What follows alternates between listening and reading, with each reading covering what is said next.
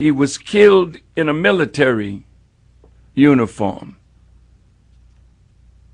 He wanted to be buried in the khaki clothes that he was wearing. And of course, you heard the news that they took his body out in the middle of the night.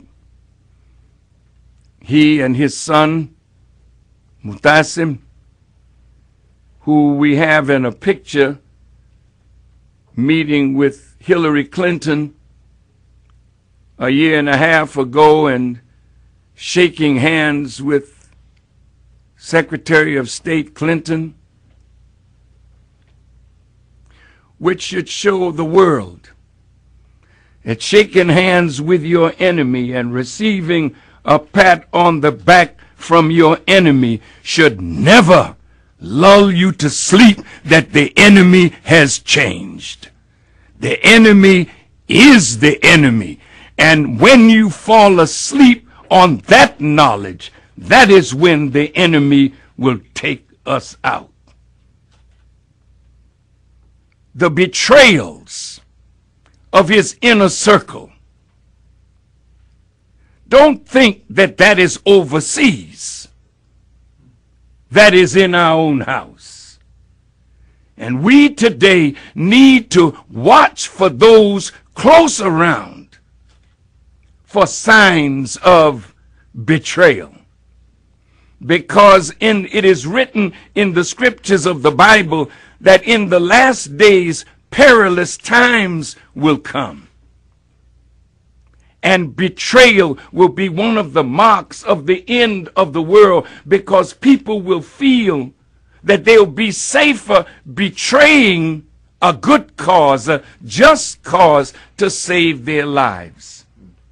Gaddafi died in honor, fighting for the Libya that he believed in. They would never have won if NATO was not bombing day in and day out. Brother Ali Baghdadi, that is a writer and a great Arab writer, said they bombed Libya back to the Stone Age. We were in Libya. We saw Libya being built from the ground up. We witnessed what this man did for the Libyan people.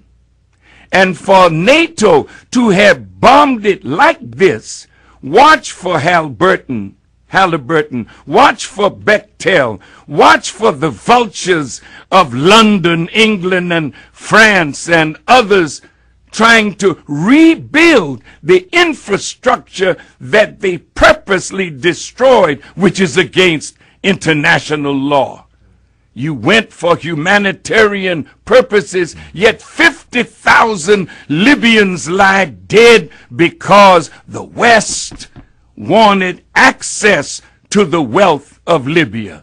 Now let me tell you what this man did. Did he kill people? Well, hell, did our president kill people? Talk back to me. You have made your president an assassin. That the only value that he has now is that he was responsible for the death of Osama bin Laden. He was captured without a weapon. He should have been brought to America, put on trial for the American people to see this man. But he was executed, so you will never know the real truth. Then Alaki, an American citizen who is against America's policies, a drone took him out and then came back later and killed his son. Now Muammar Gaddafi and his sons lie dead. Saddam Hussein and his sons lie dead. Well, what about your sons? They're dying in Iraq on the basis of a lie.